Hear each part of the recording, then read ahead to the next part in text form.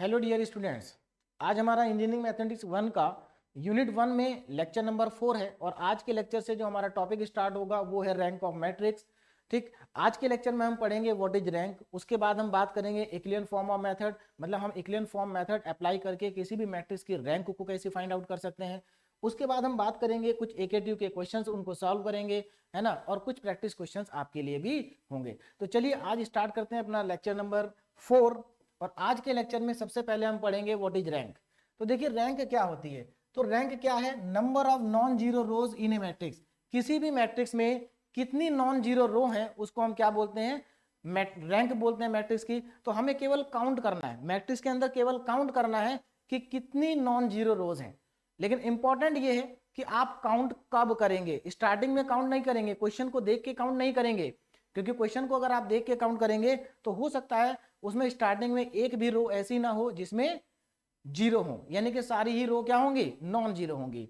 ठीक, तो कब काउंट करना है ये इंपॉर्टेंट है। तो देखिए सबसे पहले आप मैट्रिक्स में या तो इक्लियन फॉर्म मेथड अप्लाई करेंगे जो हम आज के लेक्चर में पढ़ने वाले हैं, या फिर नॉर्मल फॉर्म मेथड अप्लाई करेंगे जो कि हम अगले 2 लेक्चर में पढ़ेंगे। तो इन दोनों मेथड को अप्लाई करने के बाद, इन दोनों मेथड को अप्लाई करने के बाद आप काउंट करेंगे नंबर ऑफ नॉन जीरो रोज, और उस मैट्रिक्स में जितनी भी नॉन जीरो रोज होंगी वही आपकी मैट्रिक्स की रैंक होगी। ठीक, तो चलिए ये तो हमें आने वाले लेक्चर्स में, आने वाले जो मेथड्स हम पढ़ेंगे तो हमें इजीली समझ में आ जाएगा कि what is rank of the matrix. सबसे पहले कुछ इसके बारे में इंपॉर्टेंट पॉइंट डिस्कस कर लेते हैं। जैसा point number 1, if A is a null matrix. अगर हमारे पास ए एक मैट्रिक्स है और वो नल मैट्रिक्स है, नल मैट्रिक्स का मतलब उसमें सारे एलिमेंट क्या है? जीरो हैं। जैसे मैं यहां पर एक एग्जांपल ले लेता हूं ए मैट्रिक्स का, 0,0,0,0, इसका ऑर्डर है 2/2। तो एक इंपॉर्टेंट बात यह है कि देखिए नल मैट्रिक्स का ऑर्डर कुछ भी हो सकता है, ये मैं पहले भी टाइप्स ऑफ मैट्रिक्स में डिस्कस कर चुका हूं। तो नल मैट्रिक्स किसी भी ऑर्डर की हो सकती है। तो चाहे कोई भी नल मैट्रिक्स हो, सभी की जो रैंक होगी, नल मैट्रिक्स की जो रैंक होती है वो होती है 0। नल मैट्रिक्स की रैंक हमेशा क्या आएगी? 0 आएगी। यहां पर जो मैंने सिंबल लिखा है ये रो का सिंबल है, RHO, रो, मतलब रैंक को रिप्रेजेंट करने के लिए हम रो सिंबल का यूज करते हैं, और नल मैट्रिक्स की जो रैंक होगी वो हमेशा 0 होगी। ये इंपॉर्टेंट पॉइंट है। उसके बाद देखिए सेकंड पॉइंट क्या है? If A is not a null matrix, यानी कि अब हमारे पास जो मैट्रिक्स ए है वो नल मैट्रिक्स नहीं है। अब नल मैट्रिक्स कौन सी नहीं होगी? देखिए अगर मैट्रिक्स के अंदर एक भी एलिमेंट ऐसा है जो नॉन जीरो है, एक भी एलिमेंट अगर ऐसा है जो नॉन जीरो, मतलब सारे एलिमेंट जीरो नहीं है, तो हम उसको कहेंगे कि वो नल मैट्रिक्स नहीं है। और जो नल मैट्रिक्स नहीं है उसकी जो रैंक होगी, उसकी रैंक हमेशा 1 या 1 से बड़ी होगी। बात समझ में आ गई? यानी कि अगर नल मैट्रिक्स है तो रैंक 0 होगी, अगर मैट्रिक्स नल नहीं है तो उसकी रैंक या तो 1 होगी या 1 से बड़ी होगी। यानी कि मिनिमम रैंक जो है वो 1 हो सकती है अगर मैट्रिक्स कैसी है? नल मैट्रिक्स नहीं है। बोलो इतनी बात समझ में आ गई? चलिए उसके बाद नेक्स्ट पॉइंट को समझते हैं। If A is a non singular matrix, A is a non singular n matrix, मतलब मैट्रिक्स का ऑर्डर कितना है? n/n, मतलब एक स्क्वायर मैट्रिक्स है। कैसी मैट्रिक्स है? स्क्वायर है और नॉन सिंगुलर है। तो देखिए टाइप्स ऑफ मैट्रिक्स में मैंने आपको बताया था कि नॉन सिंगुलर मैट्रिक्स क्या होती है और सिंगुलर मैट्रिक्स क्या होती है।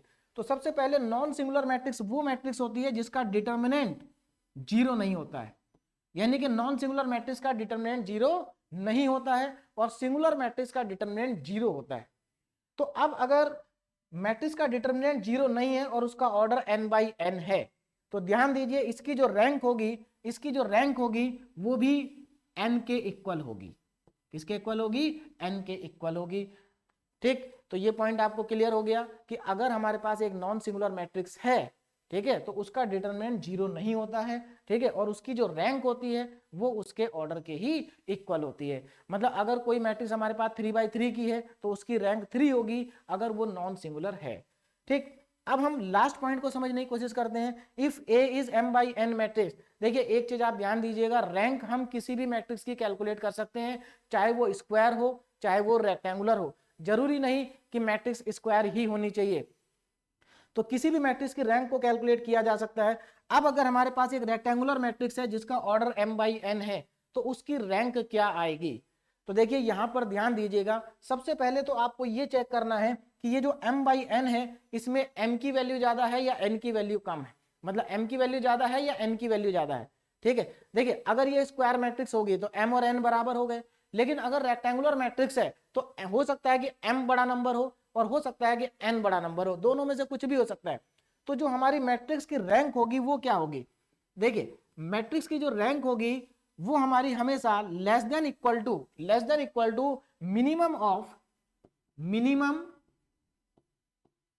Of m and n।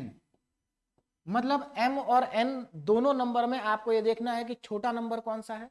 ठीक है, और उसमें से जो छोटा नंबर होगा उससे भी या तो रैंक उसके इक्वल होगी या उससे भी कम होगी।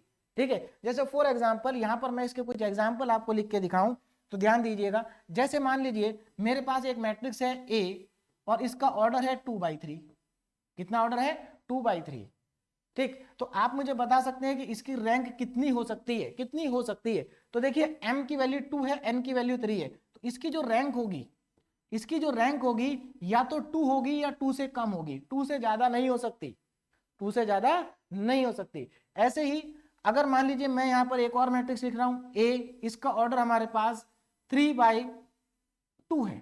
ठीक है, 3/2। इस बार n की वैल्यू छोटी है तो इस बार जो रैंक होगी वो भी लेस देन इक्वल टू, देखिए जो रैंक होगी आपकी मैट्रिक्स A की less than equal to again 2, लेकिन इस बार जो 2 है वो नंबर ऑफ कॉलम्स है।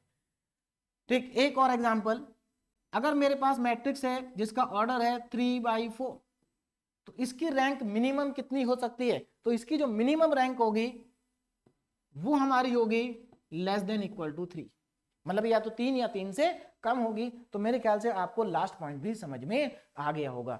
देखिए अब यहां पर हमने बोला कि इससे कम हो सकती है, ठीक, लेकिन कितनी रैंक होगी ये हम अब आगे पढ़ेंगे। ठीक है, किसी भी मैट्रिक्स की रैंक को कैसे कैलकुलेट करते हैं ये हम अब आगे पढ़ेंगे। चलिए, तो आपको मेरे ख्याल से व्हाट इज रैंक ये समझ में आ गया होगा, है ना, और हम जैसे जैसे आगे बढ़ेंगे तो ये आपको और ज्यादा क्लियर होता चला जाएगा। चलिए, सबसे पहले जो व्हाट इज रैंक है ना, जो हमारी डेफिनेशन है रैंक की, उसके ऊपर बेस्ड एक दो क्वेश्चन सॉल्व करते हैं, इंपॉर्टेंट है। जैसे ये क्वेश्चन आपके सामने लिखा है, ये AKTU में आ चुका है। देखिए क्वेश्चन क्या है एक बार देखते हैं ध्यान से। Find the value of B, मतलब हमें यहां से B की वैल्यू निकालनी है, so that the rank of A is 2। इस मैट्रिक्स की जो रैंक है वो 2 है, मतलब हमें रैंक गिवन है, रैंक फाइंड नहीं करनी है, रैंक क्या है, गिवन है। कितनी रैंक है, 2, और हमें यहां पर फाइंड करना है B की वैल्यू को। और B कहां पर है, यहां ध्यान दीजिए B कहां पर है, B हमें ये दिखाई दे रहा है, इसकी वैल्यू फाइंड करनी है। कैसे फाइंड करेंगे वैल्यू, ठीक है। तो ये जो क्वेश्चंस है ये आप कह सकते हैं कि जो रैंक की हमारी डेफिनेशन है उसी के ऊपर बेस्ड है। क्या है डेफिनेशन रैंक की, ध्यान दीजिएगा। देखिए ये हमारे पास इस रैंक का जो इस मैट्रिक्स का जो ऑर्डर है वो 3/3 है। कितना ऑर्डर है, 3/3। इसकी जो रैंक है तो 3/3 ऑर्डर है, इसका मतलब इस मैट्रिक्स की जो रैंक है वो कितनी होगी, इस मैट्रिक्स की जो रैंक हो सकती है जनरल, अगर हम बात करें इस मैट्रिक्स की जो रैंक हो सकती है वो रैंक हो सकती है या तो 3 के इक्वल होगी या 3 से कम होगी। हमें 2 गिवन है, मतलब 3 से कम है, 3 से कम है। देखिए रैंक 3 से कम होने का मतलब ये है कि इस मैट्रिक्स का जो 3/3 का डिटरमिनेंट होगा उसकी वैल्यू 0 है, उसकी वैल्यू क्या है, 0 है। ध्यान दीजिएगा बेटा, इस मैट्रिक्स का जो 3/3 का डिटरमिनेंट होगा वो 0 है। अब आप मतलब समझिए, देखिए अगर आपके पास एक 4/4 की मैट्रिक्स गिवन है और उसमें 4/4 मैट्रिक्स का जो डिटरमिनेंट है उसकी वैल्यू 0 है, तो इसका मतलब उस मैट्रिक्स की जो रैंक है वो 4 नहीं हो सकती, 4 से कम होगी। या आपके पास कोई मैट्रिक्स गिवन है जिसका ऑर्डर 3/4 है, जिसका ऑर्डर क्या है, 3/4 है, और उस मैट्रिक्स के अंदर जितने भी डिटरमिनेंट 3/3 के हैं, जितने भी डिटरमिनेंट 3/3 के हैं, अगर वो 0 आ जाते हैं तो इसका मतलब इस मैट्रिक्स की जो रैंक होगी वो 3 से कम होगी, 3 से कम होगी। ये यहां पर बेसिक मतलब है रैंक का। रैंक का सिंपल सा मतलब ये है, अगर कोई आपको मैट्रिक्स दी है, ठीक है, 3/3 की मैट्रिक्स है, तो उसकी रैंक 3 तभी होगी जब उसमें 3/3 का डिटरमिनेंट 0 नहीं है। अगर 3/3 का डिटरमिनेंट 0 है तो उसकी रैंक 3 से कम होगी। बोलो बात क्लियर हो गई। चलिए अब यहाँ पर इसी कॉन्सेप्ट का हम यूज करेंगे। यहाँ पर हमारे पास 3x3 की एक मैट्रिक्स है और इसकी रैंक 2 है। अगर इसकी रैंक 3 होती तो इसका मतलब इस मैट्रिक्स का जो 3x3 का डिटरमिनेंट है वो 0 नहीं होता। अब रैंक 2 दी है तो इसका मतलब इस मैट्रिक्स का जो डिटरमिनेंट है 3x3 का वो 0 है। और इसी कॉन्सेप्ट का हम यूज करेंगे, मतलब इसका डिटरमिनेंट 0 आने वाला है। तो सबसे पहले मैं इसको नीचे लिख लेता हूं मैट्रिक्स को। देखिए मैट्रिक्स क्या है हमारे पास, A equal to 2 3 1 4 1 0 4 1 0 and 2 2 B। ये हमारे पास रैंक मैट्रिक्स है। ठीक है, अब हमें पता चल गया कि इसकी रैंक 2 है तो इसका 3x3 का जो डिटरमिनेंट होगा वो कितना होगा, 0। अब किसी भी मैट्रिक्स का डिटरमिनेंट कैसे कैलकुलेट करते हैं, ठीक है, उसको हमें यहां पर देखना है। देखिए तो सबसे पहले तो इसको डिटरमिनेंट की फॉर्म में लिख लें। तो इस मैट्रिक्स का जो डिटरमिनेंट होगा उसको पहले आप डिटरमिनेंट के सिंबल यूज करेंगे। तो 2 3 1 4 1 0 2 2 B। तो ये हमारे पास एक 3x3 का क्या आ गया, डिटरमिनेंट आ गया। इसको हमें कैलकुलेट करना है और यहां पर जो डिटरमिनेंट की वैल्यू होगी वो कितनी है, 0। तो 3x3 का जो मैट्रिक्स है इसका जो डिटरमिनेंट होगा वो कितना है, 0। तो हम यहां पर इसको अब कैलकुलेट करते हैं। तो determinant of A equal to determinant 3x3 का डिटरमिनेंट है, कैसे इसको एक्सपेंड करते हैं। ठीक है, देखिए इसको आप किसी भी रो या किसी भी कॉलम के अलाउंग एक्सपेंड कर सकते हैं। तो यहां पर आप 3 रो हैं आपके पास, तीनों में से किसी भी रो के अलाउंग एक्सपेंड करिए। 3 कॉलम है, तीनों में से किसी भी कॉलम के अलाउंग आप इसको एक्सपेंड कर सकते हैं। चलिए मैं फिलहाल यहां पर इसको फर्स्ट रो के अलाउंग एक्सपेंड कर रहा हूं। ठीक, तो फर्स्ट रो के अलाउंग देखिए क्या होगा, सबसे पहले हम 2 लिखेंगे। देखिए 2 और 2 लिखने के बाद देखिए 2 हमारा फर्स्ट कॉलम का एलिमेंट है, तो फर्स्ट कॉलम के और फर्स्ट रो के एलिमेंट को छोड़ के बाकी जो बचा हुआ आपका डिटरमिनेंट है जो कि 2/2 का होगा, जिसको माइनर बोलते हैं, वो आप लिखेंगे। तो 1 2 0 B। इसी तरह से सॉल्व करते हैं 3/3 के डिटरमिनेंट को।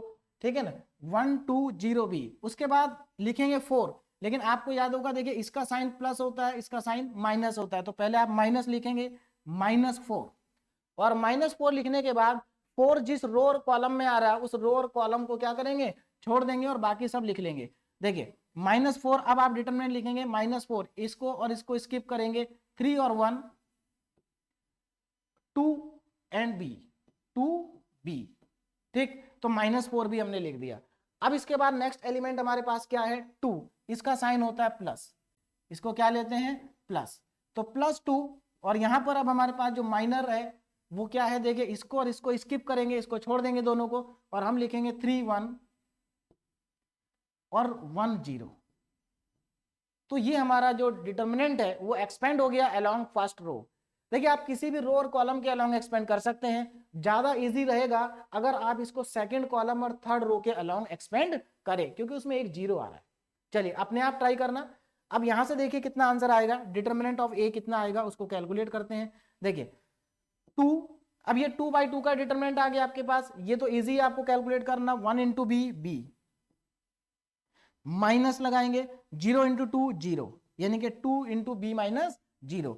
आगे ओपन करें 4, देखिए 3B -2 3B -2 +2, और यहां से आ जाएगा आपका +2। देखिए 3 इंटू 0 0 -1। अब इसको आगे थोड़ा सा सॉल्व करते हैं, देखिए कितना आ जाएगा। हाँ, तो डिटरमिनेंट ऑफ A की वैल्यू कितनी आ गई, डिटरमिनेंट ऑफ A की वैल्यू आपकी आ जाएगी 2B 2 को अंदर मल्टीप्लाई करेंगे B के साथ, 0 के साथ करेंगे तो 0 ही आ जाएगा। तो हमारे पास यहां से आ गया 2B। अब आप इस -4 को अंदर मल्टीप्लाई करेंगे तो देखिए कितना आएगा, -4 इंटू 3 12B। उसके बाद -4 इंटू -2 +8। अब नेक्स्ट 2 इंटू 0 0 और 2 इंटू -1 -2। तो यहां से डिटरमिनेंट ऑफ A की वैल्यू आ गई, ये आपका आएगा -10B एंड +6। ये आ गया डिटरमिनेंट ऑफ A। लेकिन हमें जो इस मैट्रिक्स का डिटरमिनेंट है वो कितना होना चाहिए, 0। तो हम इसको क्या करेंगे, 0 के इक्वल पुट कर देंगे। तो determinant of A equal to 0, मतलब आप 10b प्लस 6 को क्या रखेंगे, 0। ध्यान दीजिएगा 0 क्यों रखा, क्योंकि बेटा इसकी रैंक जो है वो 2 है, और 3/3 मैट्रिक्स की अगर रैंक 2 है तो इसका मतलब ये हुआ कि उसमें 3/3 का जो डिटर्मिनेंट होगा उसकी वैल्यू 0 होगी। चलिए, तो यहां से 0 आ गया। अब यहां से b को कैलकुलेट करते हैं। तो b को कैलकुलेट करेंगे तो कितना आ जाएगा, -10b इक्वल टू में -6, माइनस माइनस खत्म हो गया, और b की वैल्यू आ गई 6/10। 2 से कैंसिल आउट करेंगे, 2 3 जा 6 और 2 5 जा 10। तो हमारे पास फाइनली b की जो वैल्यू आ गई वो है 3/5। 3/5 यही हमारा b की फाइनल आंसर है। तो b की वैल्यू हमारे पास 3/5। तो हमारा जो पहला क्वेश्चन था वो सॉल्व हो गया। Find the value of b so that the rank of b is a is 2। तो देखिए ये क्वेश्चन AKTU में आ चुका है। हालांकि ये क्वेश्चन 2 नंबर में ही आता है AKTU में, क्योंकि छोटा क्वेश्चन है, ज्यादा बड़ा नहीं है। ये तो मैंने आपको एक्सप्लेन किया, इसलिए आपको लग रहा है कि इतना बड़ा क्वेश्चन है, नहीं तो आप इसको 2-3 लाइन में भी खत्म कर सकते हैं। आपको सिर्फ डायरेक्ट लिखना है कि 3/3 का जो डिटर्मिनेंट है वो 0 है, और उसको एक्सपेंड करेंगे, b की वैल्यू आ जाएगी। तो इस तरह का क्वेश्चन अगर आपको एग्जाम में आता है तो आप उसको इजीली सॉल्व कर सकते हैं। चलिए, इसी के जैसा देखिए, इसी के ऊपर बेस्ड एक और क्वेश्चन सॉल्व करते हैं। Find the value of p so that the rank of a is 1। अब अगेन हमारे पास एक 3/3 ऑर्डर की मैट्रिक्स है जिसकी रैंक कितनी है, 1 है। रैंक कितनी है, 1 है। अब रैंक 1 का मतलब क्या है, ध्यान दीजिएगा, रैंक 1 है, इसका मतलब यह हुआ कि इस मैट्रिक्स का 3/3 का जो डिटरमिनेंट है वो तो 0 है ही, उसके साथ साथ इसमें जितने भी माइनर हैं, माइनर मतलब देखिए, माइनर का मतलब क्या है, जैसे यहां पर आप ध्यान दीजिए, पहले इस मैट्रिक्स को मैं इधर कॉपी कर लेता हूं, उसके बाद आपको समझाता हूं कि माइनर क्या है। देखिए यहां पर मैट्रिक्स है जिसका ऑर्डर है 3/3, 3, उसके बाद एलिमेंट है p, p, नेक्स्ट रो में हमारे पास आ रहा है p, 3 और p, p, p एंड 3। ये हमारे पास मैट्रिक्स है जिसका ऑर्डर है 3/3, ठीक है, और इसकी रैंक 1 है। रैंक 1 होने का मतलब ये है कि इसमें जितने, देखिए इसमें जो 3/3 का डिटरमिनेंट होगा उसकी वैल्यू भी क्या है, 0 है, और रैंक 1 होने का मतलब ये भी है इसके अंदर जितने भी 2/2 के डिटरमिनेंट है उनकी वैल्यू भी क्या है, 0 है। अब आप ध्यान दीजिए 2/2 के डिटरमिनेंट कितने हैं इसमें, देखिए 2/2 के कौन से डिटरमिनेंट होंगे, देखिए 2/2 के जो डिटरमिनेंट है उनको ध्यान दीजिए। जैसे यहां पर आप ध्यान दे सकते हैं, ये एक 2/2 का डिटरमिनेंट है, या कह लीजिए इस मैट्रिक्स का ये, इस डिटरमिनेंट 3/3 डिटरमिनेंट का ये माइनर है, इसको हम माइनर बोलते हैं, ठीक है। और कौन सा है, यहां ध्यान दीजिए, ये भी है एक, और कहां पर है, ये भी हमारे पास एक इधर से भी आ जाएगा, ठीक है, यहां से भी आ जाएगा, और भी आ जाएंगे। इस 3 को, इस p को, इस 3 और इस p को ले लीजिए। मतलब ये है इस मैट्रिक्स के अंदर जितने भी 2/2 के माइनर हैं या 2/2 के डिटरमिनेंट है उनकी वैल्यू भी 0 है अगर इस मैट्रिक्स की रैंक 1 है। बोलो बात समझ में आ गई। तो मैट्रिक्स की रैंक 1 होने का मतलब इसके सारे माइनर 0 है, ठीक है। अब 1 से, देखिए नॉन जीरो मैट्रिक्स है तो इसका जो रैंक है वो 1 से कम तो नहीं हो सकती। तो अब क्या करेंगे, क्या हम 3/3 के डिटरमिनेंट को 0 रखें, नहीं, देखिए 3/3 के डिटरमिनेंट को 0 नहीं रखेंगे। ऐसा अगर आप करेंगे तो क्वेश्चन बहुत लेंथी हो जाएगा। आपको क्या करना है, क्योंकि इसकी रैंक 1 है तो इसमें जितने भी 2/2 के माइनर है या 2/2 के डिटरमिनेंट है उन सब की वैल्यू भी तो 0 होगी। तो मैं इसके अंदर से 2/2 का डिटरमिनेंट को निकाल लेते हैं, कोई सा भी एक। तो देखिए डिटरमिनेंट ऑफ ए, 2/2 का डिटरमिनेंट निकालना है, ध्यान दीजिएगा 2/2 का, 2/2 का। तो इसमें से मैं 2/2 का एक डिटरमिनेंट कैलकुलेट कर लेता हूं।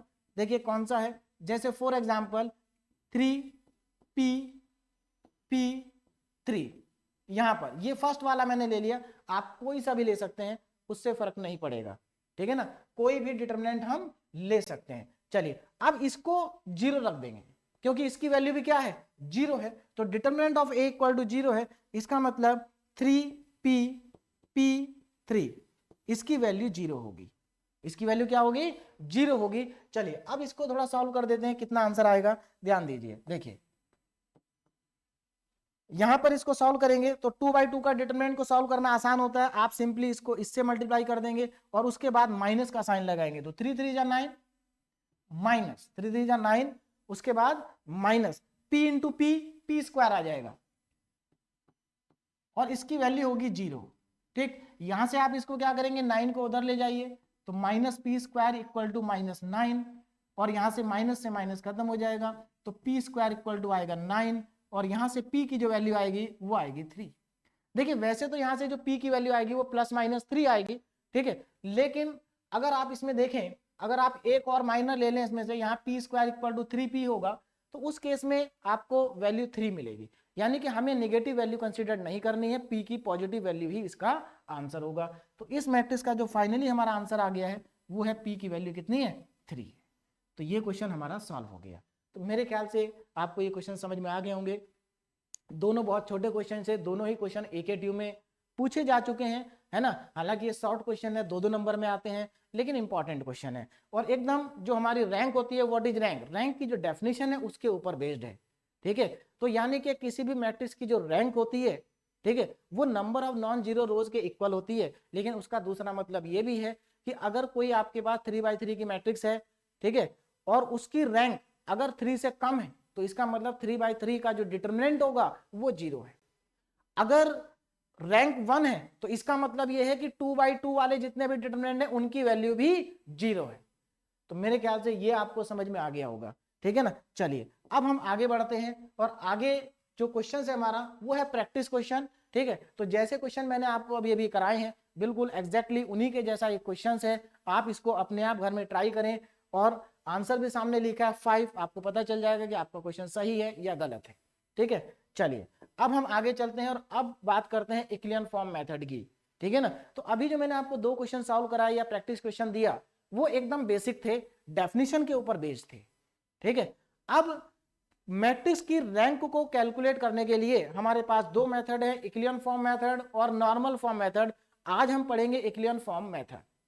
देखिए अभी अभी जो हम डिस्कस कर रहे थे, क्या हम उस मेथड से भी रैंक कैलकुलेट कर सकते हैं? देखिए कर तो सकते हैं, लेकिन अगर हम किसी मैट्रिक्स, मान लीजिए हमारे पास एक 4x4 की मैट्रिक्स है, और हम उसको डिटर्मिनेंट मेथड से, जो हम अभी बेसिक डेफिनेशन है उससे अगर हम उसकी रैंक को फाइंड आउट करना चाहें तो कर तो सकते हैं, लेकिन बेटा मेथड बहुत लंबा हो जाएगा।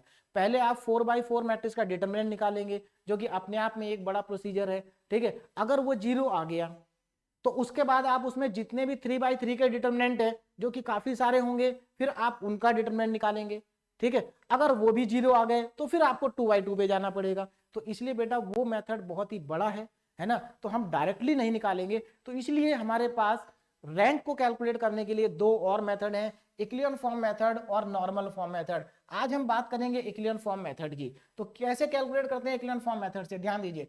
देखिए जो रैंक होती है वो number of non zero rose in upper triangular matrix. ये हम डेफिनेशन में भी बात कर चुके हैं कि जो रैंक होती है मैट्रिक्स की वो नंबर ऑफ नॉन जीरो रोज के इक्वल होती है। लेकिन इस मेथड में हमें करना क्या, देखिए इक्लियन फॉर्म मेथड में हम क्या करते हैं, एक्चुअल में हम एलिमेंट्री ट्रांसफॉर्मेशन का यूज करके, और यहां पर हम यूज करेंगे एलिमेंट्री रो ट्रांसफॉर्मेशन, जो हमने इनवर्स को कैलकुलेट करने में भी यूज किया था। तो एलिमेंट्री रो ट्रांसफॉर्मेशन का यूज करके पहले हम मैट्रिक्स को अपर ट्रायंगुलर फॉर्म में कन्वर्ट करेंगे। अपर ट्रायंगुलर फॉर्म, अपर ट्रायंगुलर फॉर्म कैसी होती है, जिसमें डायगोनल के नीचे वाले एलिमेंट्स जो होते हैं वो 0 होते हैं। तो पहले हम मैट्रिक्स को अपर ट्रायंगुलर फॉर्म में कन्वर्ट करेंगे। कैसे कन्वर्ट करेंगे? एलिमेंट्री रो ट्रांसफॉर्मेशन की हेल्प से कन्वर्ट करेंगे। और जब आपकी मैट्रिक्स अपर ट्रायंगुलर फॉर्म में कन्वर्ट हो जाए, उसके बाद आप उस मैट्रिक्स में number of non zero row को काउंट करेंगे। जितनी भी नंबर ऑफ नॉन जीरो रोज होंगी, ठीक है, उस मैट्रिक्स की रैंक उतनी ही होगी। तो चलिए अब ये तो बात होगी मेथड की। अब इस मेथड को क्वेश्चंस से समझते हैं कि क्वेश्चंस में इसको कैसे अप्लाई करना है। तो सबसे पहले मैंने 3x3 की मैट्रिक्स को लिया है यहाँ पर, है ना। धीरे धीरे हम आगे बढ़ेंगे, क्योंकि जनरली जो ज्यादातर जो लॉन्ग क्वेश्चन हमारे AKTU एग्जाम में आते हैं वो 4x4 के मैट्रिक्स के होते हैं, ठीक है। चलिए तो फिलहाल इसको भी समझ लेते हैं, कई बार छोटे क्वेश्चन भी एग्जाम में आते हैं। Find the rank of the matrix, इस मैट्रिक्स की हमें रैंक फाइंड करनी है, ठीक है ना। तो एक मेथड तो ये भी है इसकी रैंक को फाइंड करने का, कि हम इसका डिटरमिनेंट कैलकुलेट कर ले। अगर इसका डिटरमिनेंट 0 आ जाएगा तो इसकी रैंक 3 से कम होगी। फिर इसमें आने वाले जितने भी दो दो के माइनर हैं या 2x2 के डिटरमिनेंट है, उनका भी डिटरमिनेंट कैलकुलेट कर लें। अगर उनमें से एक भी नॉन जीरो आ जाता है तो इसकी रैंक 2 हो जाएगी, और अगर सारे 0 आ जाते हैं तो इसकी रैंक हो जाएगी 1। लेकिन वो बहुत बड़ा मेथड है, हम बात करते हैं इक्लियन फॉर्म मेथड की। चलिए, तो इसमें हमें क्या करना है, सबसे पहले इस मैट्रिक्स को लिख लेते हैं हम। तो हमारे पास जो मैट्रिक्स है ए, ये मैट्रिक्स है 1 1 2 2 4 6 2 4 6 3 2 5, ये एक 3x3 ऑर्डर की मैट्रिक्स है। इस मैट्रिक्स को रो ट्रांसफॉर्मेशन की हेल्प से हम कन्वर्ट करेंगे अपर ट्रायंगुलर फॉर्म में। और मेरे ख्याल से लास्ट लेक्चर में हम बात कर चुके इनवर्स की, और इनवर्स में हमने बहुत अच्छे से सीखा था कि रो ट्रांसफॉर्मेशन कैसे लगाते हैं। तो चलिए अप्लाई करते हैं। क्या करना है, इसको अपर ट्रायंगुलर फॉर्म में कन्वर्ट करना है। तो आप ध्यान दीजिए, अपर ट्रायंगुलर फॉर्म में कन्वर्ट करने का मतलब क्या है। आपको अपर ट्रायंगुलर में कन्वर्ट कैसे करेंगे, देखिए सबसे पहले 1 के नीचे जो एलिमेंट है, पहला जो एलिमेंट है 1, इसके नीचे जो एलिमेंट लिखे हुए इनको जीरो करेंगे, इसको भी जीरो करेंगे, इसको भी जीरो करेंगे। उसके बाद देखिए इस 6 को जीरो करेंगे।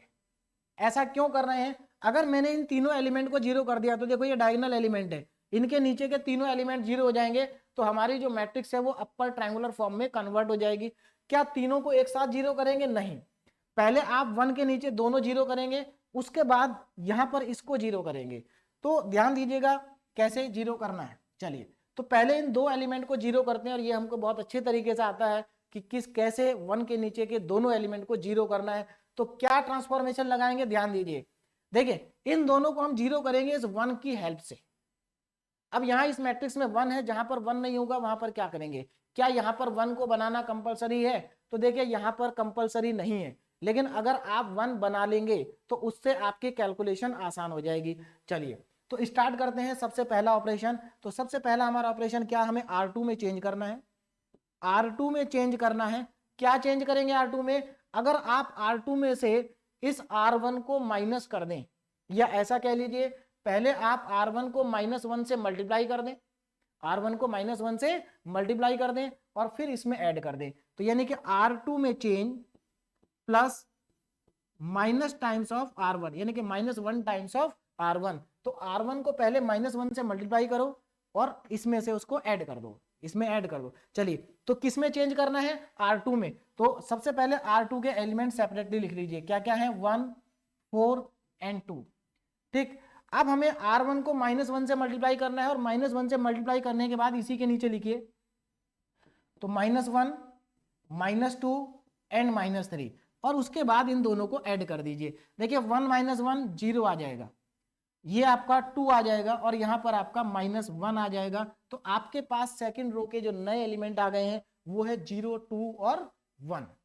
ठीक है, 0 2 एंड 1, तो ये सेकंड रो के नए एलिमेंट है। चलिए, अब इसके बाद हमारे पास जो दूसरा ऑपरेशन है उसको भी मैं पहले लिख देता हूं, R3। देखिए R3 जीरो कैसे बनेगा, यानी कि ये 2 कैसे जीरो बनेगा, आपको उसके लिए क्या करना होगा, R3 में चेंज करना होगा। क्या चेंज करेंगे, ध्यान दीजिए, R3 में क्या चेंज करेंगे, ध्यान दीजिए। हाँ जी, आप सबसे पहले इस 1 को -2 से मल्टीप्लाई कर दीजिए, मतलब R1 रो को, देखिए यहां पर हमारे पास 3 रो हैं, R1 R2 and R3। R1 को -2 से मल्टीप्लाई करके R3 में ऐड कर दीजिए। ठीक, तो चलिए इसको मैं इधर लिख देता हूं राइट साइड में। सबसे पहले आप R3 के एलिमेंट लिखिए, क्या क्या है, 2 6 एंड 5। उसके बाद R1 को -2 से मल्टीप्लाई करें, और -2 से मल्टीप्लाई करने के बाद उसी के नीचे लिखें, तो -2 से मल्टीप्लाई करने के बाद देखिए क्या आएगा, -2 × 1 -2, -2 × 2 -4 एंड -2 × 3 -6। और यहां से आपके पास ऐड करने के बाद ये 0 आ जाएगा, ये 2 आ जाएगा और ये -1 आ जाएगा।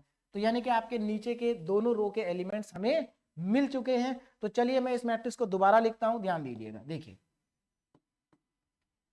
तो ए में क्या क्या आ जाएगा, ए इक्वल टू, देखिए ध्यान दीजिए, फर्स्ट रो में कोई चेंज नहीं है, आप ऐसा का ऐसा ही लिख देंगे 1 2 3। उसके बाद सेकंड रो में देखिए, सेकंड रो के नए एलिमेंट्स हमारे पास आ चुके हैं, 0 2 1 0 2 -1, और थर्ड रो के नए एलिमेंट है 0 2 एंड -1। तो ये हमारे पास नए एलिमेंट्स आ गए after the transformation, after the row transformation. चलिए, अब ये रफ वर्क जो है मैं इसको यहां से हटा देता हूं। चलिए, अब क्या करना है, ध्यान दें, देखिए हमारे पास ये दोनों एलिमेंट जीरो हो गए। अब इसके नीचे वाले एलिमेंट को जीरो बनाना है, मतलब अब आपको यहां पर इस 2 को जीरो बनाना है। क्या करना है? इस 2 को जीरो बनाना है। तो कैसे बनाएंगे? ध्यान दी, देखिए ऐसे वैसे अब अगर आप डायरेक्ट सोचे क्या इसको पहले 1 बनाएंगे, नहीं, हमें इस 2 की हेल्प से ही जीरो बनाना है। 1 क्यों नहीं बना रहे? क्योंकि अब यहां पर जरूरत नहीं है, अब हमें इसकी जरूरत नहीं है, हम इसको डायरेक्टली जीरो बनाएंगे क्योंकि हमारी कैलकुलेशन टफ नहीं हो रही है। तो आप इस 2 को जीरो बनाएंगे ऊपर वाले 2 की हेल्प से। एक और इंपॉर्टेंट बात आप याद रखेंगे, आप अब यहां पर रो 1 का यूज नहीं करेंगे, क्योंकि रो 1 का यूज करेंगे तो ये जीरो हट जाएगा। चलिए, तो अब हमारे पास नेक्स्ट ऑपरेशन क्या होगा? R3 में चेंज, R3 में चेंज, क्या चेंज होगा? आप R3 में से R2 को माइनस कर देंगे, R3 में से माइनस कर देंगे R2 को, या ऐसा कह लीजिए कि R3 में आप ऐड कर देंगे माइनस R2 को, मतलब R2 को पहले आप -1 से मल्टीप्लाई करेंगे, उसके बाद इसमें ऐड कर देंगे, तो जीरो आ जाएगा यहां पर। देखिए, तो इस ऑपरेशन को अप्लाई करता हूं, इधर ध्यान दीजिए कैसे अप्लाई होगा। देखिए, सबसे पहले किस में चेंज करना है? R3 में। तो आप R3 के एलिमेंट सेपरेट लिख लें, क्या है? 0, 2, -1। उसके बाद आपको R2 को -1 से मल्टीप्लाई करके इसमें ऐड कर देना है, तो इसमें मल्टीप्लाई करें -1 से, तो यह आ जाएगा 0, 0, -2 और +1, और अब ऐड कर दें तो 0 + 0 0, 2 2 0, और ये भी 0 आ गया, यानी कि तीनों एलिमेंट 0 आ गए थर्ड रो में। तो अब हमारे पास जो नई मैट्रिक्स आ गई है उसमें देखिए क्या एलिमेंट होंगे। फर्स्ट रो में 1 2 3, सेकेंड रो में 0 2 -1, 0 2 -1, और थर्ड रो के जो नए एलिमेंट्स आ गए हैं वो है 0 0 0, और ये हमारा यहां पर कंप्लीट हो गया। देखिए, अब जरा ध्यान दीजिए, हम कर क्या रहे थे? हम इसको अपर ट्रायंगुलर मैट्रिक्स में कन्वर्ट कर रहे थे, यानी कि अपर ट्रायंगुलर मैट्रिक्स में ये तीन एलिमेंट्स क्या होते हैं? जीरो होते हैं। ये तीन एलिमेंट्स जीरो होते हैं, हाँ, ये तीनों एलिमेंट जीरो होते हैं। लेकिन अपर ट्रायंगुलर मैट्रिक्स को बनाते बनाते आपकी जो थर्ड रो है वो भी जीरो हो गई, मैट्रिक्स की थर्ड रो क्या हो गई? जीरो हो गई। ठीक है, तो हमने अपर ट्रायंगुलर मैट्रिक्स में इसको कन्वर्ट कर दिया। अब हम चेक करेंगे कि इसमें नॉन जीरो रो कौन कौन सी हैं। देखिए, फर्स्ट रो में तीनों ही एलिमेंट 1 2 3 है, यानी कि यहां पर ये जीरो रो नहीं है। ठीक है, तो ये कैसी रो है? नॉन जीरो, नॉन जीरो रो। अच्छा, सेकंड रो को ध्यान से देखें जरा। सेकंड रो में अगर हम बात करें तो यहां पर 0 2 0 2 -1 है, 0 2 -1। तो इस रो की भी अगर मैं बात करूं तो इसमें भी क्या है? देखो, अब 2 और -1 आ रहा है। देखिए, कोई भी रो जब तक उस रो के अंदर एक भी एलिमेंट नॉन जीरो है तब तक वो नॉन जीरो रो है। तो ये रो कैसी हो गई? नॉन जीरो, नॉन जीरो रो। अब हम थर्ड रो चेक करते हैं। देखो, इसमें तीनों एलिमेंट जीरो है, इसको कहेंगे जीरो रो। ये कौन सी रो है? जीरो रो, ये है जीरो रो।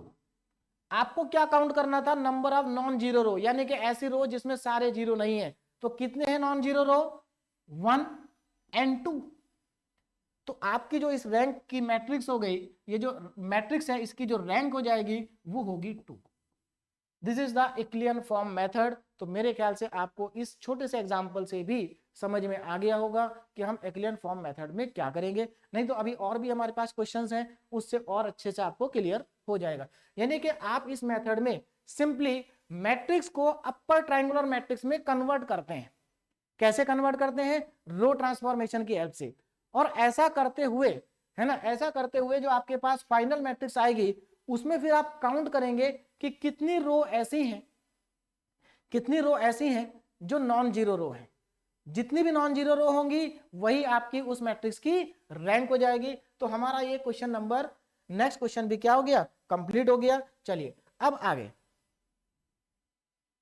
तो ये सबको समझ में आ गया होगा। नेक्स्ट हमारे पास क्वेश्चन है find the rank of the matrix, यानी कि एक क्वेश्चन और है 3 by 3 का ही, इसका ऑर्डर भी कितना है 3/3 का, और हमें इसकी रैंक बतानी है कि इसकी रैंक कितनी होगी। तो इसको भी हम अपर ट्रायंगुलर फॉर्म में कन्वर्ट करते हैं, और अपर ट्रायंगुलर फॉर्म में कन्वर्ट करने के बाद देखते हैं कि इसमें कितनी नॉन जीरो रो है।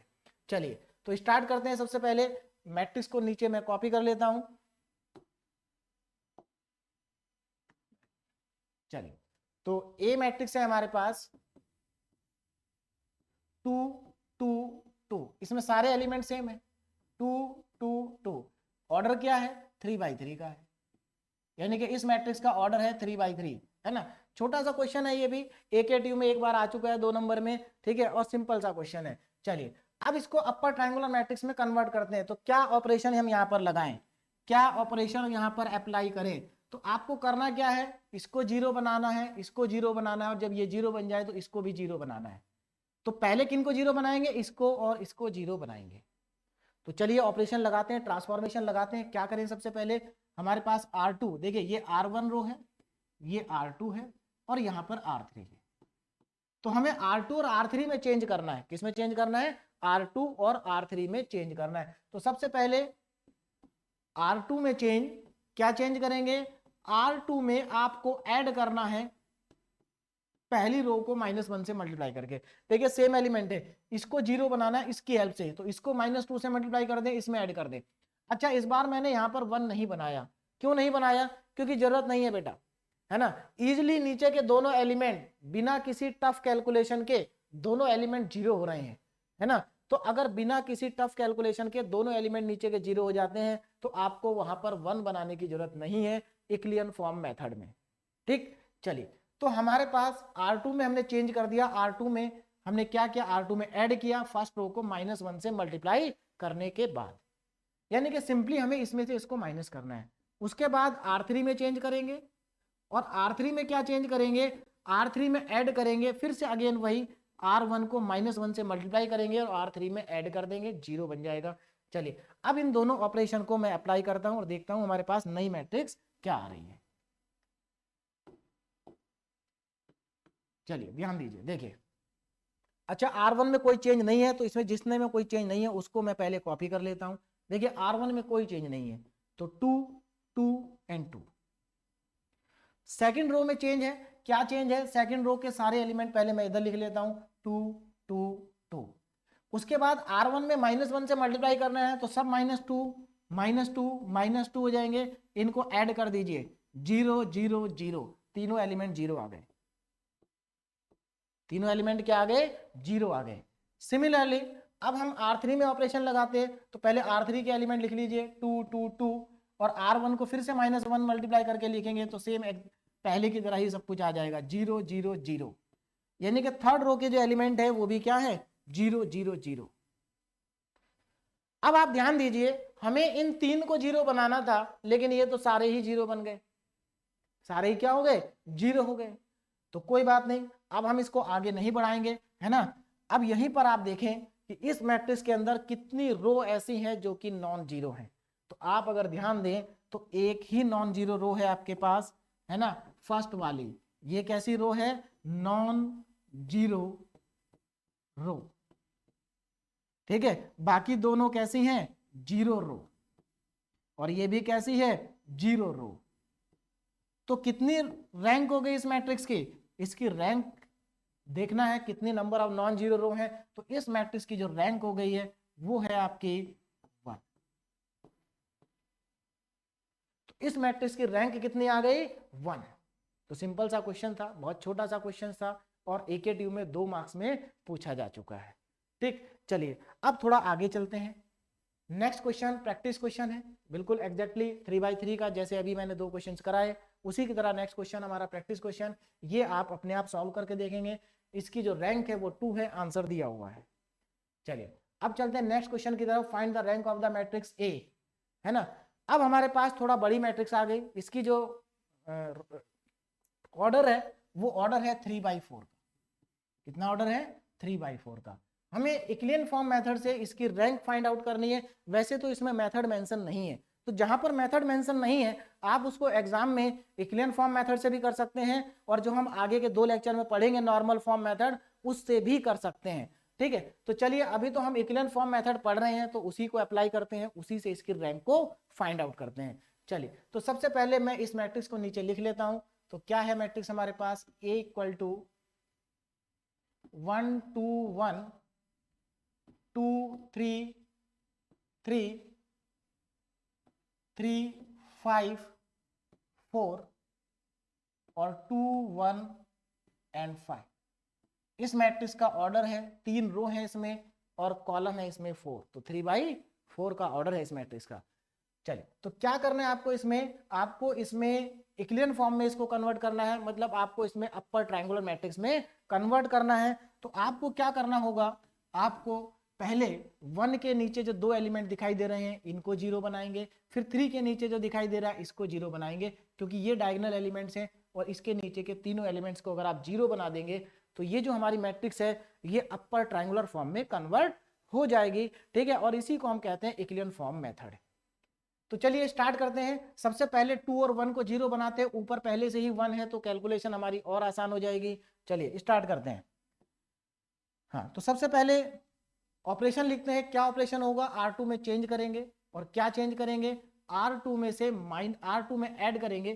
ठीक, R2 में ऐड करेंगे, क्या ऐड करेंगे, R1 को पहले आप -2 से मल्टीप्लाई करो और उसके बाद R2 में ऐड कर दो। देखिए आप करने के लिए डायरेक्ट भी कर सकते हैं कि R2 -2 टाइम्स ऑफ R1, लेकिन उसमें क्या कैलकुलेशन में स्टूडेंट्स गलती कर देते हैं, है ना। ये थोड़ा सा ज्यादा सही तरीका है, यहाँ कैलकुलेशन में गलती होने के चांसेस कम हो जाते हैं। चलिए तो सबसे पहले क्या करना, R2 में चेंज करना है, तो R2 के मैं एलिमेंट लिख लेता हूं 2 3 5 और 1। 2 3 5 1 R2 में चेंज करना है, एलिमेंट लिख दिए 2 3 5 1, ध्यान से लिखे, है ना। उसके बाद R1 को -2 से मल्टीप्लाई कर दें, -2 -2 इंटू 1 -2 -2 इंटू 2 तो -4 आ जाएगा, -2 इंटू 3 -6 आ जाएगा, और -2 इंटू 2 -4 आ जाएगा। और अब इनको ऐड कर दें। अब इनको क्या करना है, ऐड करना है। तो देखिए कितना आएगा, 0, यहाँ -1 आ जाएगा, यहाँ पर भी -1 आ जाएगा, और यहाँ पर आ जाएगा -3। ये हमारे पास नए एलिमेंट आ गए सेकंड रो के। चलिए तो पहले इस मैट्रिक्स को मैं लिख देता हूं, पहले हम इस मैट्रिक्स को लिख लेते हैं। देखिए फर्स्ट रो में कोई चेंज नहीं है, फर्स्ट रो में कोई चेंज नहीं है मैट्रिक्स के अंदर, तो फर्स्ट रो को ऐसा ही लिखेंगे 1 2 3 2 1 2 3 2। ठीक है, उसके बाद सेकंड रो में हमारे पास नए एलिमेंट आ गए 0 -1 -1 एंड -3। अच्छा अब थर्ड रो में चेंज करते हैं। सेकंड रो हमारे पास आ चुकी है 0 -1 -1 और -3। नेक्स्ट R3 में ऑपरेशन लगाते हैं। R3 में क्या लगाना है, अच्छा R3 का ऑपरेशन मैंने लिखा नहीं, अभी यहां साइड में लिख देता हूं। R3 में चेंज करेंगे, क्या चेंज करेंगे, ध्यान दीजिएगा। R3 में से आप सिंपली R3 में ऐड कर दीजिए। क्या ऐड करना है, R1 को -1 से मल्टीप्लाई करने के बाद, तो -R1। तो ऐसा अगर आप करते हैं तो आपके पास थर्ड रो आ जाएगी। ध्यान दीजिए थर्ड रो में क्या एलिमेंट होंगे। सबसे पहले R3 में चेंज करना है, तो R3 के एलिमेंट में साइड में लिख लेता हूं 1 3 4 एंड 5। R3 के एलिमेंट है 1 3 4 5, साइड में लिख दिया। अब हम क्या करेंगे, R1 में -1 से मल्टीप्लाई करके इसी के नीचे लिख लेंगे, तो -1 -2 -3 एंड -2। और अब इनको कर देंगे ऐड, 0 1 1 और 3। ये हमारे नए एलिमेंट आ गए थर्ड रो के, जो है 0 1 0 1 1 एंड 3। ठीक, ये हमारे पास थर्ड रो आ गई। चलिए तो हमारे पास 2 एलिमेंट 0 हो गए। अब क्या करना है, नेक्स्ट टारगेट हमारा क्या है, नेक्स्ट टारगेट है हमारा इसको 0 बनाना है, इसको 0 बनाना है। और इसको 0 बनाना बहुत ही आसान है। देखिए क्यों, आप सिंपली इसको R2 में ऐड कर दीजिए। एक और चीज का ध्यान रखें कि आप इसको 0 बनाने के लिए R1 रो का यूज नहीं करेंगे। क्यों, क्योंकि अगर आपने ऐसा किया तो आपका ये जो 0 जो आपने पहले बनाया था ये 0 हट जाएगा। और मैं आपको पहले भी बता चुका हूं कि हमें ऐसे ट्रांसफॉर्मेशन लगाने हैं जिससे जो जीरो हम पहले बना चुके हैं वो जीरो रिमूव ना हो। अगर वो रिमूव हो गए तो आपका क्वेश्चन गलत हो जाएगा, आपको दोबारा से फिर से उसको जीरो बनाना पड़ेगा। चलिए, तो क्या करना है, R3 में चेंज करना है और R2 में ऐड कर देना है। तो R3 में चेंज, देखिए क्या आएगा आपके पास, R3 में चेंज करेंगे और क्या करेंगे, सिंपली R3 में R2 को ऐड कर देंगे, क्योंकि ये प्लस है ये माइनस है, दोनों ऐड करेंगे तो जीरो आ जाएगा। चलिए, तो इसको तो मेरे ख्याल से अब मैं डायरेक्ट लिख देता हूं, सेपरेट कैलकुलेशन करने की कोई जरूरत नहीं है ना। देखिए क्या आ जाएगा हमारे पास, तो हमारे पास जो रैंक आएगी मैट्रिक्स, सॉरी नई मैट्रिक्स आ जाएगी, उसमें देखिए क्या है, R1 R2 में कोई चेंज नहीं है, एज इट इज कॉपी कर दें, 1 2 3 2, 1 2 3 2। सेकेंड रो के एलिमेंट क्या आ जाएंगे, 0 -1 -1 -3। थर्ड रो में देखो चेंज करना है, 0 + 0, इन दोनों को ऐड करना है, 0 + 0 0, 1 - 1 0, 1 - 1 0 और 3 - 3 0, यानी कि थर्ड रो जो है वो हमारे पास जीरो आ चुकी है। तो कितनी रो आपके पास नॉन जीरो हैं, तो देखिए आपके पास जो नॉन जीरो रो हैं वो है 2, R1 R2, ये दोनों नॉन जीरो हैं, और R3 जो है वो क्या है, जीरो रो है। तो आपके पास नॉन जीरो रो कितनी है, 2। तो आपके पास इस मैट्रिक्स की जो रैंक आ गई है वो आ गई है 2। कितनी आ गई है, 2। तो ये हमारी 3/4 की मैट्रिक्स थी जिसमें हमने रैंक को कैलकुलेट कर लिया है, और वो रैंक कितनी आ रही है, 2। एक और इंपॉर्टेंट बात अगर आप यहां पर ध्यान दें तो इस मैट्रिक्स का जो ऑर्डर था 3/4 था, ठीक है। तो अगर हम डायरेक्टली भी सोचें तो इस मैट्रिक्स की जो रैंक होगी वो या तो 3 या 3 से कम होगी, तो देखो 3 से कम आई है 2। इस मैट्रिक्स की रैंक 3 से ज्यादा नहीं आ सकती, क्योंकि हमें number of non zero row check करनी होती है, और 3 रो ही मैक्सिमम है, ठीक है। तो चलिए, तो हमारे पास इस क्वेश्चन का आंसर आ गया 2। अब हम चलते हैं अपने नेक्स्ट क्वेश्चन की तरफ, और नेक्स्ट क्वेश्चन है हमारा प्रैक्टिस क्वेश्चन, है ना। और practice question, third practice question है, यहां पर भी एक आपको 3/4 की मैट्रिक्स दी गई है ना। आप इसको इक्लियन फॉर्म में कन्वर्ट करेंगे, मतलब अपर ट्रायंगुलर फॉर्म में कन्वर्ट करेंगे with the help of elementary row transformation, और उसके बाद number of non zero row को चेक करेंगे। तो ऐसा अगर आप करेंगे तो इसमें तीनों ही रो नॉन जीरो होंगी, इसीलिए इस मैट्रिक्स का जो आपका आंसर आएगा, इसकी जो रैंक आएगी आपके पास वो 3 आएगी। तो घर में इसको ट्राई करें, प्रैक्टिस करें, है ना। चलिए, नेक्स्ट इंपॉर्टेंट क्वेश्चन, देखिए बहुत ही इंपॉर्टेंट क्वेश्चन है, एकेटीयू में आ चुका है, और इस क्वेश्चन में मेंशन है, use elementary transformation to reduce the following matrix A to triangular form and hence find the rank of the matrix A. इसका मतलब ये हुआ कि आपको इस मैथ क्वेश्चंस में इक्लियन फॉर्म मेथड अप्लाई करना ही पड़ेगा, आपके पास कोई दूसरी चॉइस नहीं है, यानी कि आप इसको नॉर्मल फॉर्म से नहीं कर सकते। और ये क्वेश्चन एकेटीयू में आ चुका है, इंपॉर्टेंट क्वेश्चन है ना।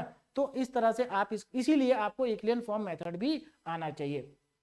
देखिए कुछ स्टूडेंट्स क्या करते हैं, केवल नॉर्मल फॉर्म मेथड ही करते हैं, और करना भी चाहिए, क्योंकि देखिए वो बहुत इंपॉर्टेंट मेथड है। उस नॉर्मल फॉर्म मेथड से हमेशा, अगर आप प्रीवियस 5 ईयर्स के क्वेश्चन पेपर उठा के देखेंगे तो आपको हमेशा एक क्वेश्चन नॉर्मल फॉर्म मेथड का जनरली मिलेगा ही मिलेगा, तो इसलिए वो इंपॉर्टेंट मेथड है। लेकिन हमारा जो टारगेट है वो है 70 आउट ऑफ 70 मार्क्स का। तो अगर आप लोग 70 आउट ऑफ 70 मार्क्स लाना चाहते हैं तो आपको सारे मेथड आने चाहिए, ठीक है ना, और हर मेथड का, हर टाइप का क्वेश्चंस भी आपको आना चाहिए, और वो मैं आपको सब कराऊंगा। चलिए, तो हम यहाँ पर अपना नेक्स्ट क्वेश्चन करते हैं, और नेक्स्ट जो हमारा क्वेश्चन है वो उस मैट्रिक्स का जो ऑर्डर है वो 4/4 है, यानी कि इस मैट्रिक्स की जो रैंक है वो 4 भी हो सकती है, 3 हो सकती है, 2 हो सकती है, और 1 हो सकती है। 0 तो नहीं हो सकती क्योंकि नॉन जीरो मैट्रिक्स है, ठीक है ना, नल मैट्रिक्स नहीं है। तो चलिए स्टार्ट करते हैं इसके रैंक को कैलकुलेट करना। तो सबसे पहले मैट्रिक्स को लिख लेता हूं मैं। तो हमारे पास जो मैट्रिक्स है 4/4 की, उसको ध्यान दीजिए, क्या है, 2 3 -1 -1, ठीक, 1 -1 -2 -4, 3 1 3 -2 6 3 0 और -7। एलिमेंट्स को ध्यान से लिखें, है ना, 2 1 3 6 3 -1 1 3 -1 -2 3 0 -1 -4 -2 -7। अब हम इसको कन्वर्ट करते हैं अपर ट्रायंगुलर फॉर्म में। अब आप यहां पर ध्यान दीजिए जरा, है ना, अब थोड़ा मैट्रिक्स बड़ी है, कैलकुलेशन को ध्यान से करेंगे और कोशिश करेंगे कि कैलकुलेशन इजी हो, है ना।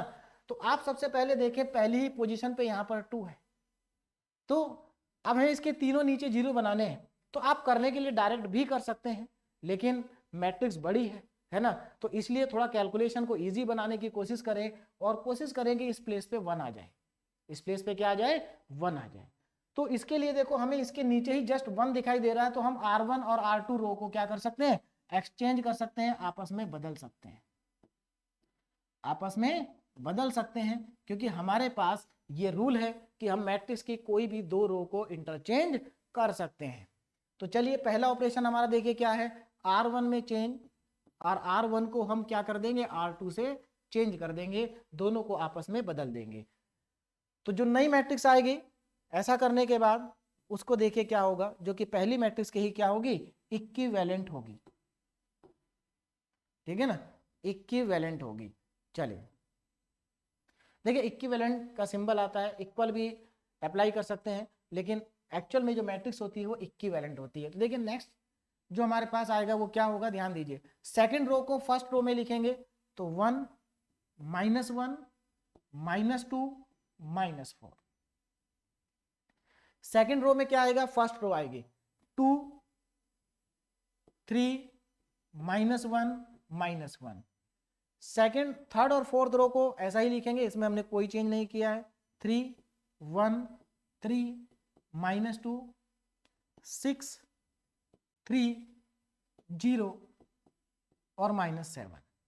ये हमारे पास 4x4 की मैट्रिक्स आ गई। हमने इसमें एक ऑपरेशन अप्लाई कर दिया, हमने इसमें R1 को R2 से क्या कर दिया, चेंज कर दिया। ठीक, अब हमारे पास इस पोजीशन पे आ चुका है 1, क्या आ चुका है, 1 आ चुका है।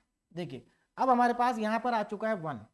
अब इस 1 की हेल्प से हम नीचे के जो एलिमेंट्स हैं, नीचे के जो एलिमेंट्स हैं उनको 0 बनाएंगे। 3 एलिमेंट्स हैं तो हमें यहाँ पर 3 ऑपरेशन अप्लाई करने पड़ेंगे, ठीक है, 3 ट्रांसफॉर्मेशन हम यहाँ पर यूज करेंगे। देखिए सबसे पहले हम इस 2 को 0 बनाएंगे, तो इसके लिए हमारे पास क्या ट्रांसफॉर्मेशन होगा, R2 में चेंज करेंगे, क्या चेंज करेंगे, R2 में ऐड कर देंगे। देखिए इसको 1 को 2 से मल्टीप्लाई करो, -2 से ऐड कर दो, यानी कि R1 में हम -2 टाइम्स ऑफ R2 में, सॉरी R2 में हम -2 टाइम्स ऑफ R1 को ऐड करेंगे। उसके बाद R3 में चेंज करेंगे, R3 में क्या चेंज होगा, R3 में ऐड कर देंगे, है ना, 1 को -3 से मल्टीप्लाई करके, यानी कि R1 रो को -3 से मल्टीप्लाई करेंगे। और जो हमारा लास्ट ऑपरेशन होगा R4 फोर्थ रो में 6 लिखा है, 6 को 0 बनाना है, तो आपको 1 को -6 से मल्टीप्लाई करना पड़ेगा, यानी कि इस रो को -6 से मल्टीप्लाई करेंगे, तो R4 में चेंज करेंगे और इसमें ऐड कर देंगे -6 टाइम्स ऑफ R1। तो ये तीनों ऑपरेशन लगाने के बाद हमारे ये तीनों एलिमेंट्स क्या हो जाएंगे, 0 हो जाएंगे। चलिए तो अप्लाई करते हैं। सबसे पहले हमारे पास देखिए क्या आएगी, ए मैट्रिक्स, जो नया हमारे पास मैट्रिक्स आएगी उसको ध्यान दीजिए क्या आ जाएगा। तो यहाँ पर हमारे पास ए जो मैट्रिक्स आएगी उसके एलिमेंट में यहाँ पर लिखूंगा, ठीक है ना, ध्यान दीजिए। देखिए अब हमारे पास ये ऑपरेशन लगाएंगे, सबसे पहले R2 में चेंज करेंगे, तो जिसमें चेंज करेंगे उसी के एलिमेंट को पहले लिख लेता हूं, क्या है, 2 3 -1 एंड -1, 2 3 -1 -1। अच्छा, उसके बाद R1 को -2 से मल्टीप्लाई करके इसी के नीचे लिख दीजिए।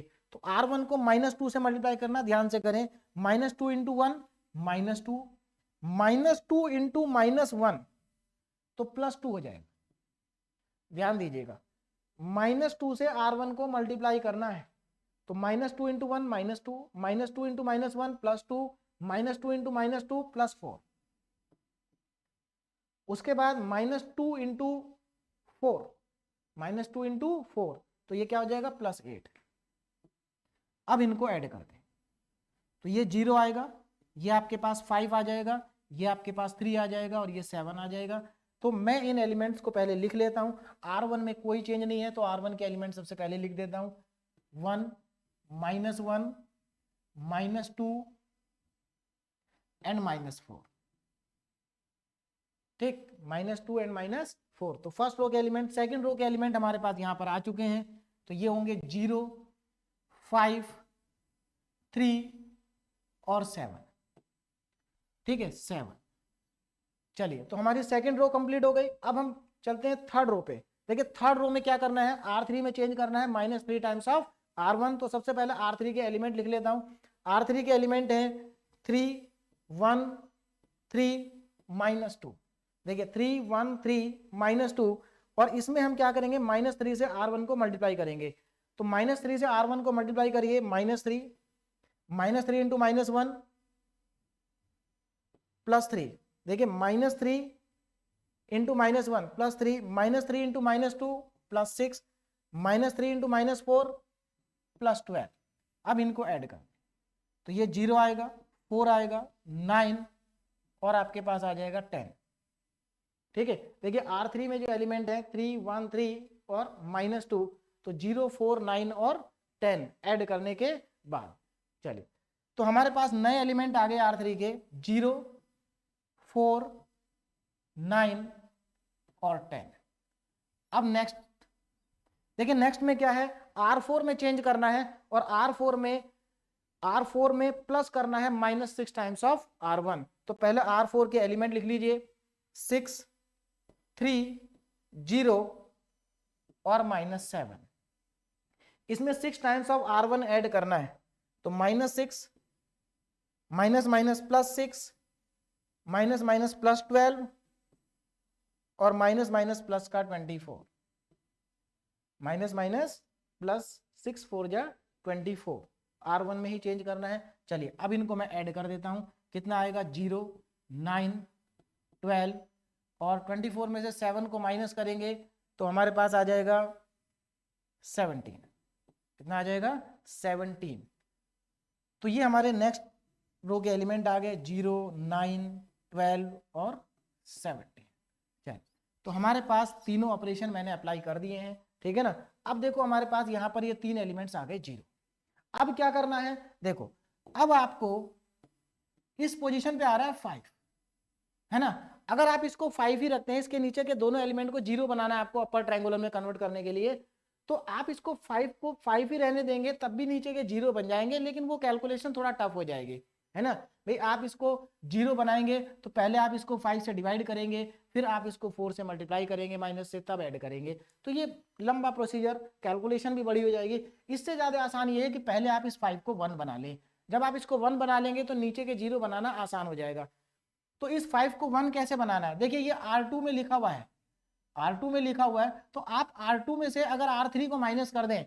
देखिए एक इंपॉर्टेंट बात यहाँ पर ध्यान रखें कि अब जब आपने 1 के नीचे 0 बना दिए हैं, 1 के नीचे 0 बना दिए, तो अब आप R1 रो का यूज नहीं करेंगे यहाँ पर। अगर आपने R1 रो का यूज किया तो आपके 0 हट जाएंगे। तो आपको इस 4 को 0 तो बनाना है 5 की हेल्प से, लेकिन पहले 5 को ही 1 बना लेते हैं। तो क्या करना होगा, आपको R2 में चेंज करना है और R2 में से माइनस कर देना है किसको, R3 को। यानी कि आपको R2 में ऐड करना है -R3, यानी कि R3 को -1 से मल्टीप्लाई करिए और उसके बाद R2 में ऐड कर दीजिए, तो आपके पास जो है 1 बन जाएगा। ठीक, चलिए तो ध्यान दीजिए कैसे करेंगे। सबसे पहले हमें R2 में चेंज करना है, तो मैं R2 के एलिमेंट लिख लेता हूं। क्या है R2 के, 0 5 3 7। आप इसको डायरेक्ट भी कर सकते हैं, लेकिन मैं फिर भी बता रहा हूं। ठीक, चलिए अब R3 को -1 से मल्टीप्लाई करके नीचे लिखिए, 0 -4 -9 एंड -10 और ऐड कर दीजिए। तो देखो कितना आएगा, 0 1 -6 और -3। तो आपके पास R2 के नए एलिमेंट्स आ गए। तो मैं पहले R2 के नए एलिमेंट्स को लिख लेता हूं। देखिए तो हमारे पास जो नई मैट्रिक्स आ जाएगी वो क्या होगी, R1 में कोई चेंज नहीं है, तो 1 -1 -2 -4। R2 में कोई चेंज है, R2 में से R3 को माइनस किया है, तो कितना आ जाएगा, 0 1। देखिए नए एलिमेंट्स ये रहे हमारे पास, 0 1 -6 -3। R3 में कोई चेंज नहीं है, 0 4 9 10 0 9, 12 और 17। तो हमारे पास नई मैट्रिक्स आ गई, ठीक है। यहां पर अब हमने यहां पर 1 बना दिया। अब क्या करेंगे, अब हम इसके नीचे दोनों को 0 बनाएंगे, इसको भी और इसको भी। कैसे 0 बनाएंगे, इस 1 की हेल्प से। तो अब आपको ये ऑपरेशन आता है, तो देखिए क्या करेंगे, क्या अप्लाई करना है। अब आप चेंज करेंगे R3 में। R3 में चेंज, क्या चेंज करना है, R3 में आप ऐड करेंगे, क्या ऐड करेंगे, R2 को -4 से मल्टीप्लाई करके। R2 को पहले -4 से मल्टीप्लाई करिए, ये -4 हो जाएगा, उसके बाद ऐड कर दीजिए, नीचे 0 आ जाएगा। सिमिलरली अब आप नेक्स्ट ऑपरेशन R4 में लगाएंगे। R4 में क्या करेंगे, R4 में आप ऐड कर देंगे और ऐसा ऐड करेंगे कि ये 0 बन जाए। तो आप इस 1 को -9 से मल्टीप्लाई कर दें, तो यानी कि -9 टाइम्स ऑफ R2 ऐड कर दें। ऐसा करने से आपके पास नई मैट्रिक्स आ जाएगी। तो देखिए इधर ध्यान दीजिए क्या आएगा हमारे पास। अब देखिए ध्यान दें, तो सबसे पहले R1 और R2 में कोई चेंज नहीं है, मैं उनको कॉपी कर देता हूं, उसको ध्यान दें। देखिए सबसे पहले हमारे पास जो नई मैट्रिक्स आएगी, ठीक, उसमें पहली रो में कोई चेंज नहीं आने वाला है। 1, -1, -2, -4, ठीक। चलिए सेकंड रो में कोई चेंज है, कोई चेंज नहीं है, तो सेकंड रो को भी ऐसे ही लिखेंगे, 0, 1, -6 और -3। थर्ड रो में चेंज है, तो थर्ड रो के एलिमेंट पहले मैं सेपरेट लिख लेता हूं। थर्ड रो में हमारे पास है 0, 4, 9 और 10। हाँ क्या चेंज है, देखिए एक मिनट, थर्ड रो के एलिमेंट लिखे 0, 4, 9, 10, ठीक। अब R2 में आपको पहले -4 से मल्टीप्लाई करना है और इसके नीचे लिख देना है। तो R2 में -4 से मल्टीप्लाई करेंगे, 0, -4 और -4 से -6 में मल्टीप्लाई करेंगे, तो 6 4 या 24 हो जाएगा और माइनस माइनस प्लस, ठीक। उसके बाद नेक्स्ट एलिमेंट -4 से आप मल्टीप्लाई करेंगे -3 को, तो ये हो जाएगा आपका 12। और अब इनको आप कर दे ऐड, तो 0, 0 और ये आप कितना आएगा आपका 33 एंड 22। तो आपके पास थर्ड रो के नए एलिमेंट्स आ गए, 0, 0, 33, 22, 0, 0, 33, 22। चलिए अब R4 में, तो R4 में और चेंज कर लेते हैं, देखिए कितना आएगा R4 में। R4 पहले R4 के एलिमेंट लिखूं, R4 में क्या आ रहा है, 0, 9, 12, 0, 9, 12 और 17, 0, 9, 12 और 17। अब आपको क्या करना है, R2 में 9 से मल्टीप्लाई करना है, -9 से। तो R2 में -9 से मल्टीप्लाई करके इसी के नीचे लिख देते हैं, तो देखिए कितना आएगा, 0, -9 इंटू 1, -9, ठीक, और -9 इंटू 6 प्लस हो जाएगा 54, 54। उसके बाद -9 इंटू 3, तो प्लस में 27, ये आएगा 27। अब इनको मैं ऐड कर देता हूं, तो 0, 0 और ये आपका आ जाएगा 66 और ये आपका आ जाएगा 44। कितना आ जाएगा, 44। तो नेक्स्ट रो के एलिमेंट आपके पास आ गए 0, 0, 66 एंड 44 एंड 44। चलिए तो ये हमारे पास नई मैट्रिक्स आ चुकी है आफ्टर द एलिमेंट्री ट्रांसफॉर्मेशन। अब इसको ध्यान से देखें, क्या ये ट्रायंगुलर फॉर्म में कन्वर्ट हो गई। देखो हमने क्या किया, इसके नीचे 0 बना दिए, है ना, यहां पर 1 के नीचे भी 0 आ गया। अब हमें इसको 0 बनाना है, किसको 0 बनाना है, ये इसको 0 बनाएंगे, ठीक है ना। तो ये देखिए क्योंकि हमारे पास जो डायगोनल एलिमेंट्स हैं वो ये हैं, तो इन डायगोनल एलिमेंट्स के नीचे इन सबको 0 बनाना पड़ेगा। यानी कि हमें किस किस को 0 बनाना था, इसको, इसको और इसको। उसके बाद ये डायगोनल -1 डायगोनल एलिमेंट है, इसके नीचे के 0 बनाने थे। फिर ये 3 डायगोनल एलिमेंट्स है, इसके नीचे 0 बनाना था। तो हमें ये एलिमेंट्स क्या करने थे, 0 बनाने थे। इसको फर्स्ट वाले को 0 नहीं बनाना है, तो नीचे के जितने भी एलिमेंट है 1, 2, 3, 4, 5, 6, इन 6 को 0 बनाना है। तो हम यहाँ पर 5 जीरो बना चुके हैं, एक और बचा है 66 को जीरो बनाना है। तो अब इसको कैसे जीरो बनाएंगे, इसके ऊपर 33 लिखा है, इसी की हेल्प से बनाएंगे। क्या 33 को पहले 1 बनाए, नहीं, कोई जरूरत नहीं है, क्योंकि आप उसको 2 से मल्टीप्लाई करेंगे 66 हो जाएगा, और इसमें से माइनस कर देंगे तो 0 आ जाएगा। तो अब आप यहाँ पर 1 नहीं बनाएंगे, क्योंकि अब हमारी कैलकुलेशन आसान है। तो क्या चेंज करेंगे, अब आप R4 में चेंज करेंगे, और R4 में चेंज करेंगे, क्या चेंज करेंगे, R4 में आप ऐड कर देंगे। क्या ऐड करेंगे, ध्यान दीजिए, पहले इस R3 को -2 से मल्टीप्लाई करेंगे, -66 हो जाएगा, ऐड करेंगे 0 आ जाएगा, तो -2 टाइम्स ऑफ R3 को आप इसमें ऐड कर दीजिए, तो आपके पास नई मैट्रिक्स आ जाएगी। ठीक है, तो चलिए नई मैट्रिक्स देखते हैं क्या आएगी। ध्यान दीजिए, सबसे पहले मैं जो एलिमेंट्स हैं उनको मैं लिख देता हूं, देखिए,